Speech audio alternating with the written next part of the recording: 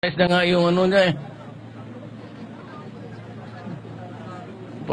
If I were the Lima, ladies and gentlemen, I'll hang myself.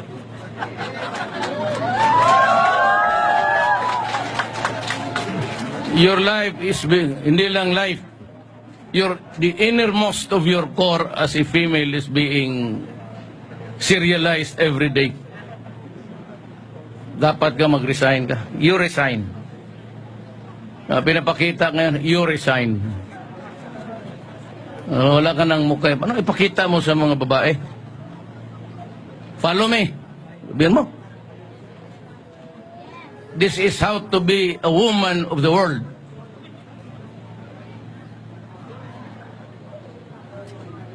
Mamang mahirap eh. Ganoon, mayor ako, sabi niya, I will prove that Duterte is the leader of the DDS. Sinabi ko, what is DDS? Davao Development System. Why do you have to interpret it the wrong way? Sino ba man gustong pumatay ng kabuang bubog? You think it's very easy to kill a fellow human being? You build a nation over the bones of your countrymen? Pero I have to save, I said, this generation. Otherwise, compromise na ang society natin bukas. She was the chairperson of the human rights for many years. She was the Secretary of Justice for many years. She has been a senator for a time now. In all of these events in her life, she talked about me harping on extrajudicial killing. And yet, to that date, no case is filed. I was investigated once by the rapport, Philip Alston, and she was to have me investigated again by the UN through a new. Ako yung in the opinion, tapos ako po, you know, I'd like to, in all sincerity, as a human being, I think, honestly, I'm not trying to derogate her. She's a lawyer. She's bright. I think she's breaking down. I would suggest that she takes days off, then maybe, yeah, I am afraid that I said, if she continues yakking there and listening to,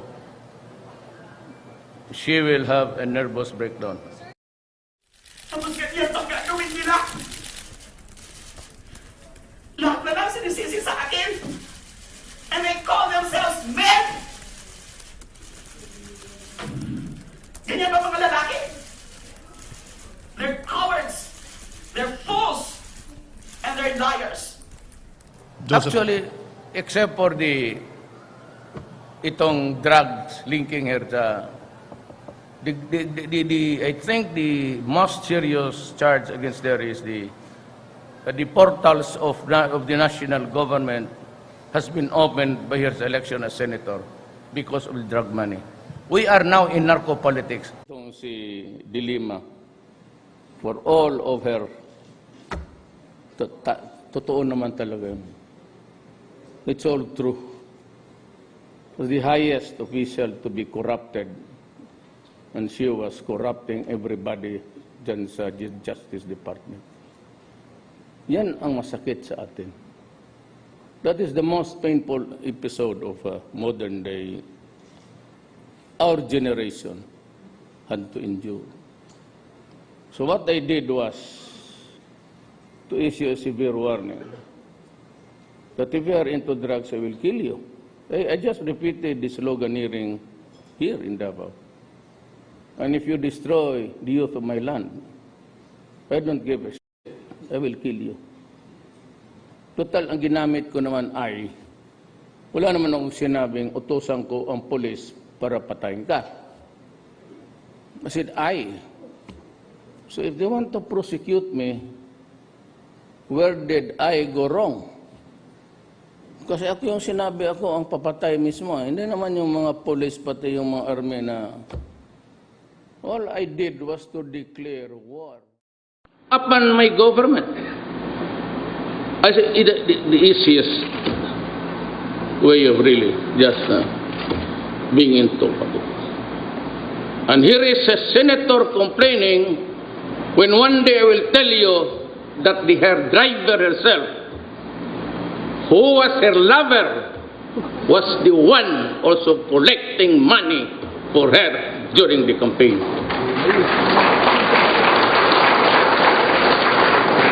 Here is an immoral woman flaunting, well, of course, insofar as the wife of the driver was concerned, it's adultery. Here is a woman who funded the house of her lover. And yet we do not say any complaint about it. Those money came readily from her. The intercept between Muntinlupa and the driver were far beyond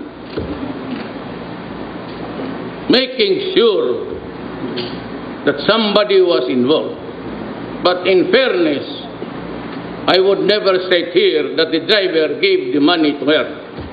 But by the looks of it, she has it. Ang kapahirap dito.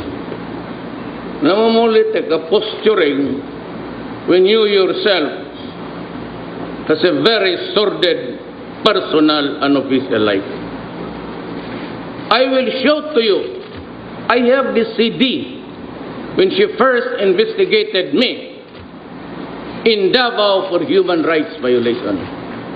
Before the press entering the hotel lobby, she said, I will prove that Duterte is connected with the DDS, Davao Death Squad. Until now, she keeps on yakking and she has forgotten that tape which I had recorded. I would like her to eat it in my presence, but I cannot do it because it is not an accepted edible food for human beings. I will show to you maybe this week the matrix, binavalidate ko lang, yung matrix ng Muntinlupa connection. Nandoon si Lima actually. Yung sa matrix, so it would show her the role there. Sir, what's your role? Tingnan niya sa matrix. Sir, ilan po involved? May matrix yan eh. How many officials are Basta hintayin na lang ninyo ang matrix. Is the Lima the highest ranking official there? Yes, siguro no. Sir, Muntinlupa Network yan, sir, yung dynamics sa loob, no? Sa Bilibid. Alam na namin. Ngayon, alam ko na. Alam na ng lahat. When I go out with the matrix, malaman na ninyo.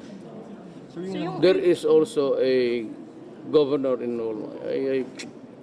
You know, he's my friend, but I could not believe it. But nandyan siya sa Sir, Governor sa revelation. There's a governor and an undersecretary. Justice Department. Alam mo, bakit alam mo? Sir, sa Baraan ba yan?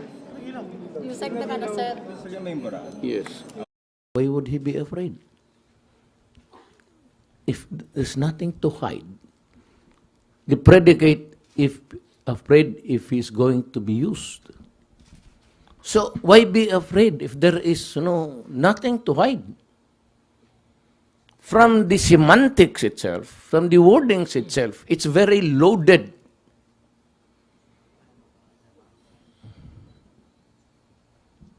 Very loaded. You can really catch the... Why would she say that? That she is afraid that he would be used as a witness against her. Why give importance even to this statement if you have nothing there? You see that you've been mentioning it at all. I would just say, I've never authorized you. I never gave you any authority over that. But what would you say about being afraid of being used as a witness?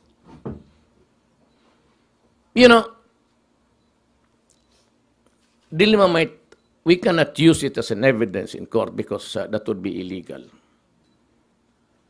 And I would not say I was the one who made the intercepts. It was given to us free by another country friendly to us. even the ATM and the calls emanating from Muntinlupa to his driver.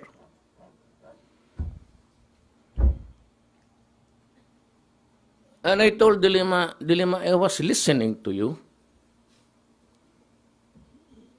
And if she would face me, kaming dalawa lang, the two of us, and I would tell her, explain to me your immorality and explain to me your connection with the drug people.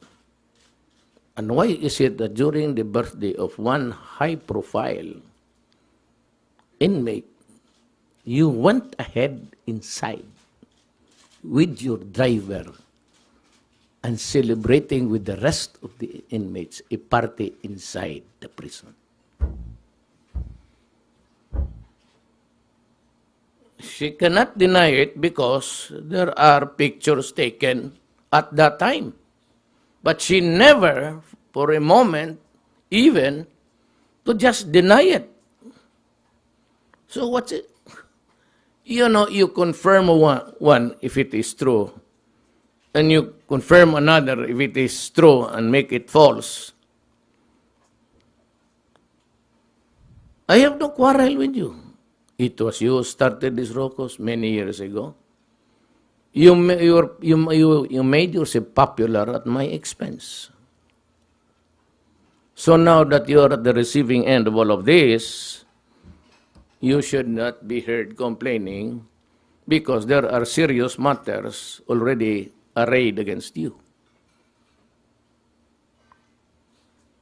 Wait until we revisit the Napoles case, Secretary or Senator De Lima. And I assure you, you will be horrified.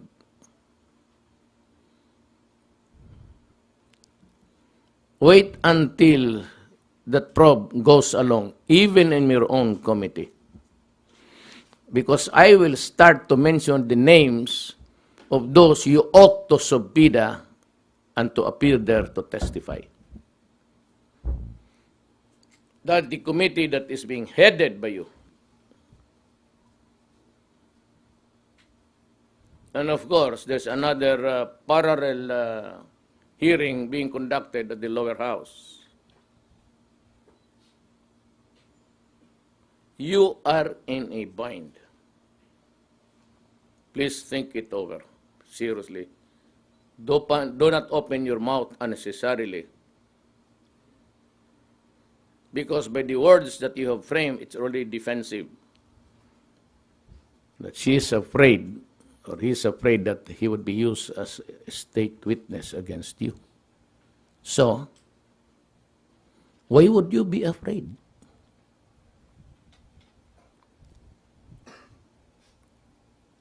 There's a psychological